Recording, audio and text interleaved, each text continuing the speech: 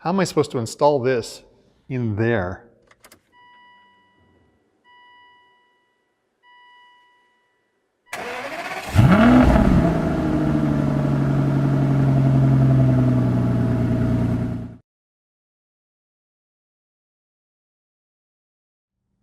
In this episode of Aston1936.com, I'm going to be showing you how to reinstall the engine wiring harness top cover. Our engines have this electrical wiring harness chamber on both sides of it, so there's actually two of these installed on the car. And if you end up changing your O2 sensors, you have to pry this cover off to get to where the electrical connectors are underneath. So in a previous video, which I'll have a link to up here, I'm going to show you how I pry off the cover and absolutely decimate almost all of the 9 clip-on connectors for it. So knowing how to basically reinstall this is a bit of a trick. And over here at the bench, I wanted to show you a few things. So this is one of the new covers, and when I was taking off my old cover, you can basically come in here and see that there are these plastic clips that clip over top a matching nub on the back portion of the wiring harness cover. So on this one, there were 9 clips and there's only one left that's partially standing, and even it's cracked. So I decimated it. So I was like, okay. And I went online and I ordered myself a new cover from Aston Martin. And the good news was this was only about $12. And these came and I had them on the shelf and I never really thought about it. And then the day came that I was going to reinstall them, and here's my first warning for you.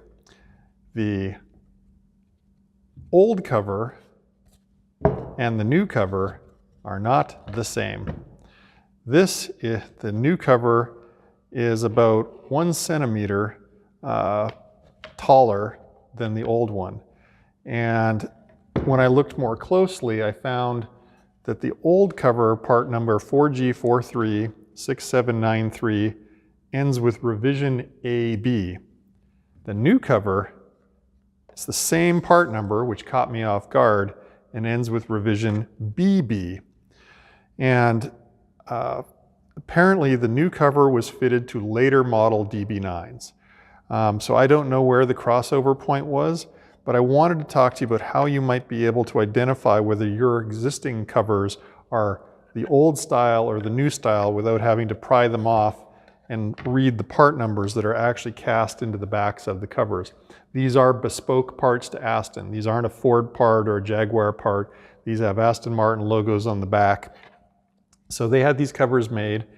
I also think that they're only $12 because every Aston Martin factory technician that has to open one up is going to break it.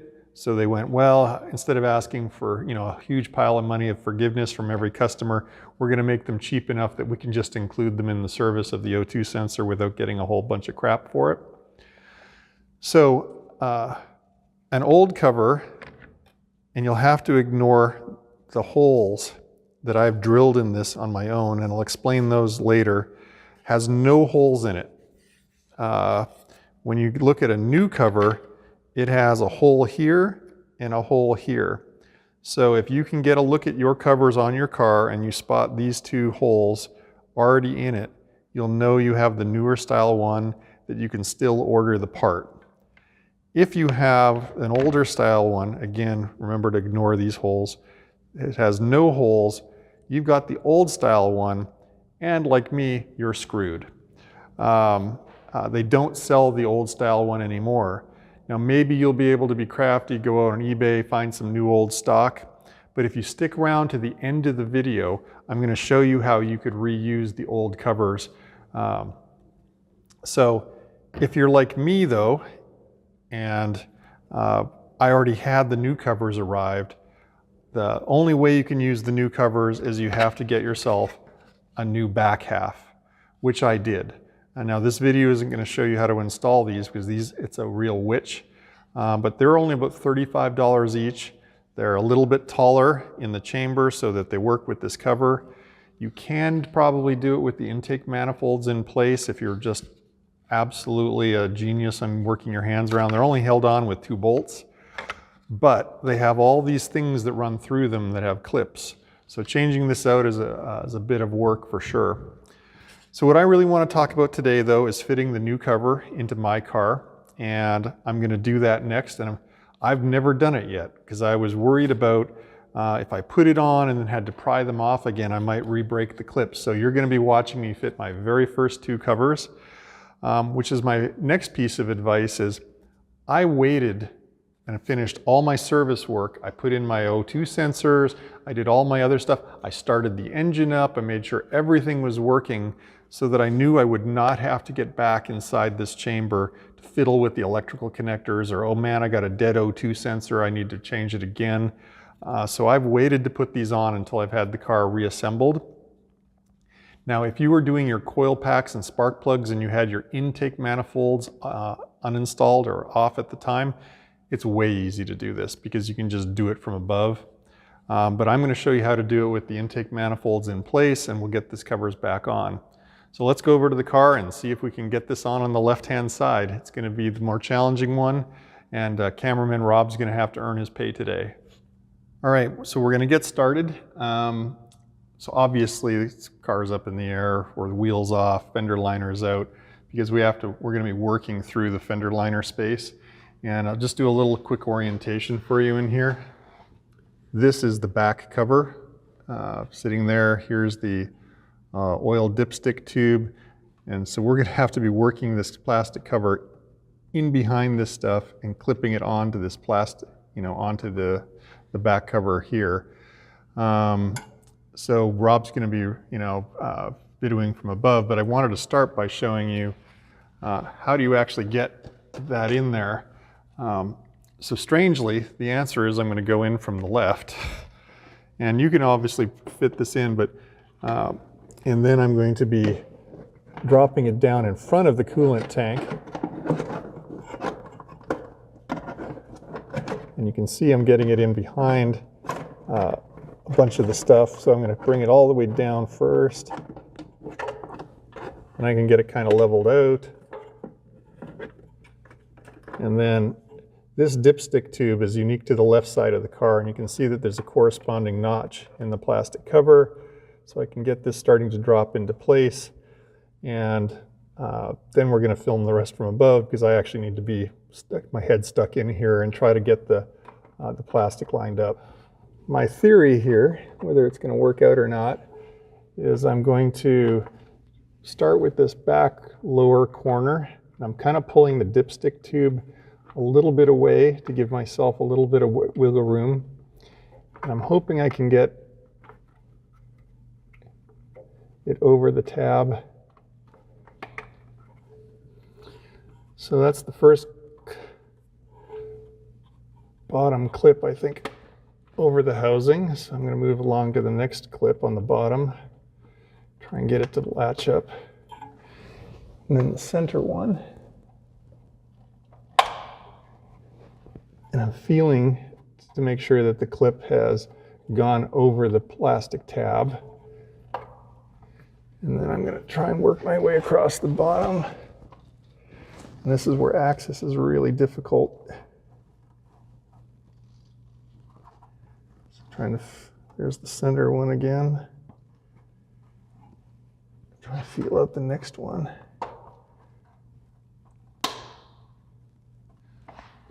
Hey, we're back over at the bench. Status update. I've got all of them clipped together, except I'm fighting with this bottom corner. And what I think is happening is when you actually look at the anatomy of the cover, there's a slot that engages with the edge of the back cover.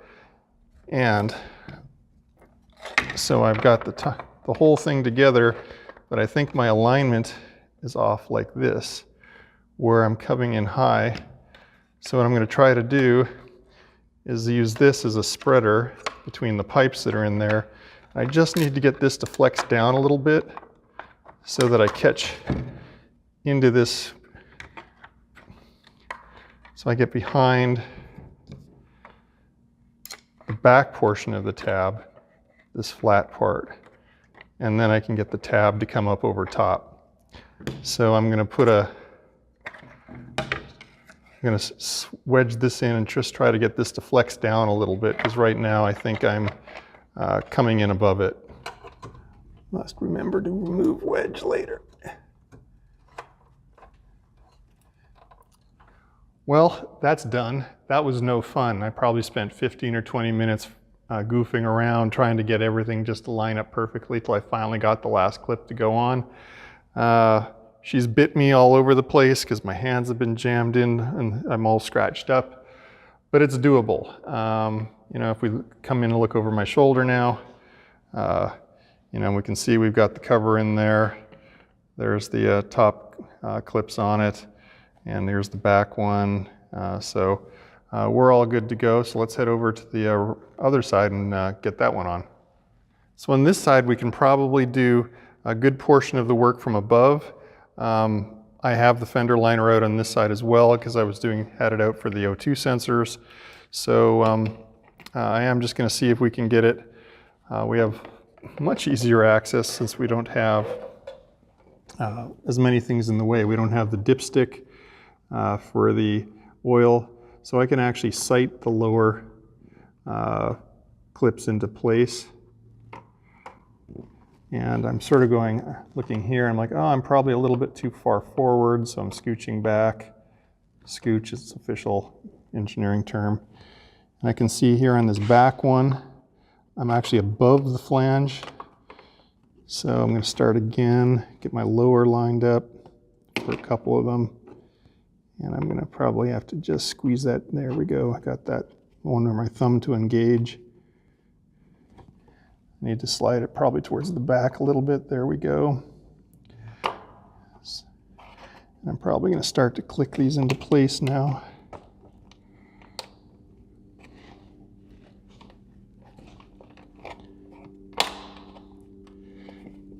Got the bottom one there.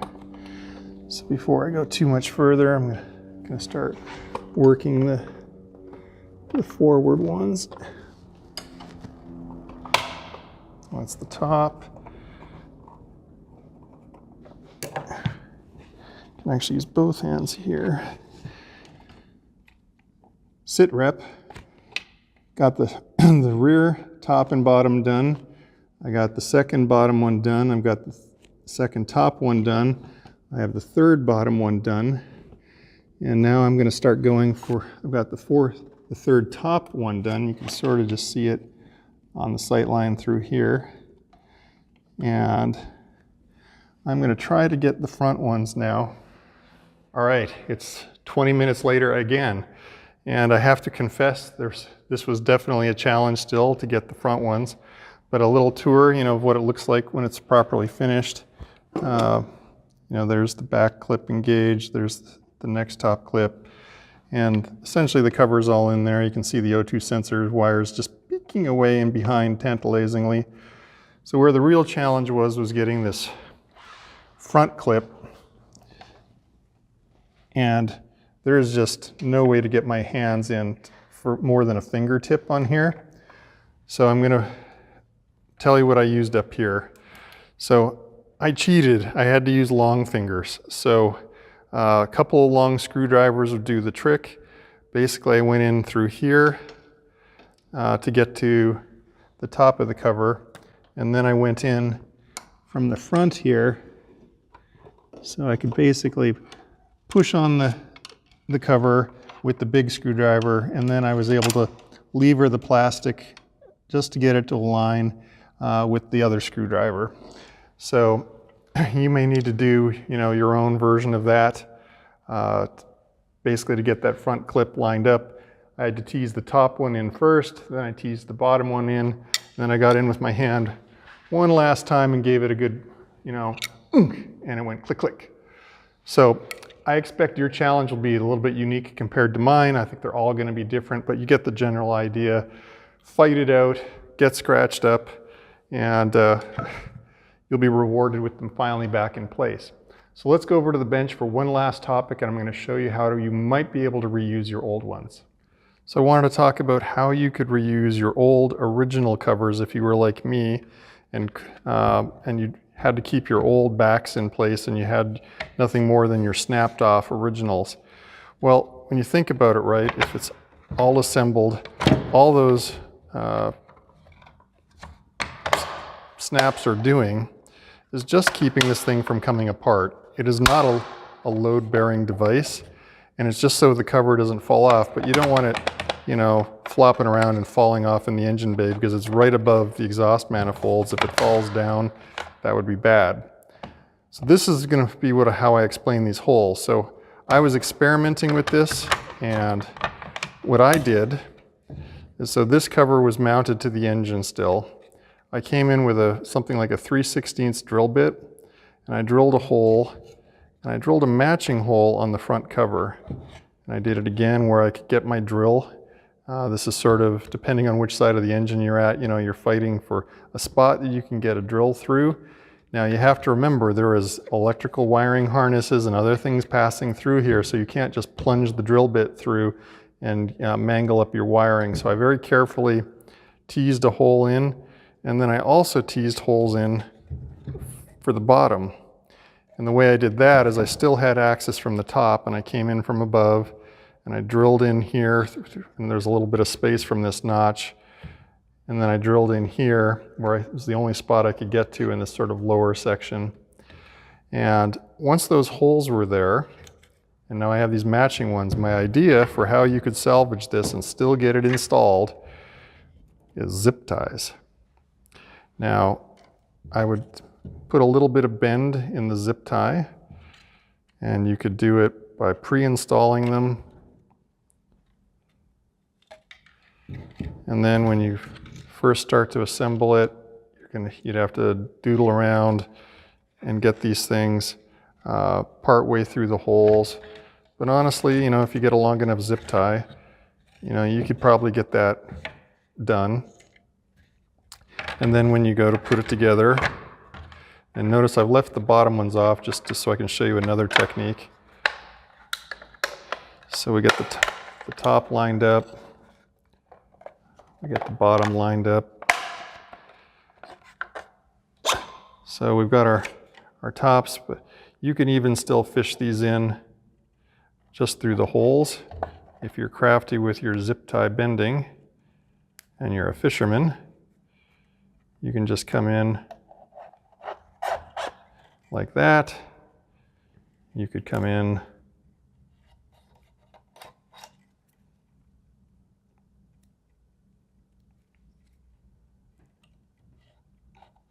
like that. And then once you've got them all started, somehow with your hands in those tight spaces, you could put yourself a completely removable, anytime you wanted to take it off, because you just have to snip these off.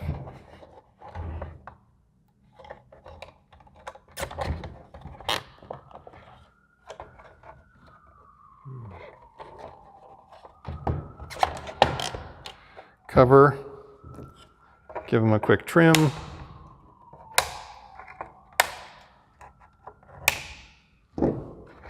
And there you have it, a recycled, snapped off plastic cover. But you can see it's still not perfect, but that's not going anywhere. So if you could do your own version of that carefully, I think that would be a success as well. So that wasn't a particularly fun job. Probably spent about an hour working on that and getting scratched up by her, but it's done, and I can get on to finishing the rest of my project up. So down here you'll find my companion blog article, which will probably have links to the different part numbers and where you can buy them. Up here you'll certainly find the video that shows you how to remove the top covers. If you like to get videos like this, please go ahead and subscribe, and you get automatically notified when a new video comes out. And as always, I love to hear your comments. Please leave them down below. Thanks for watching.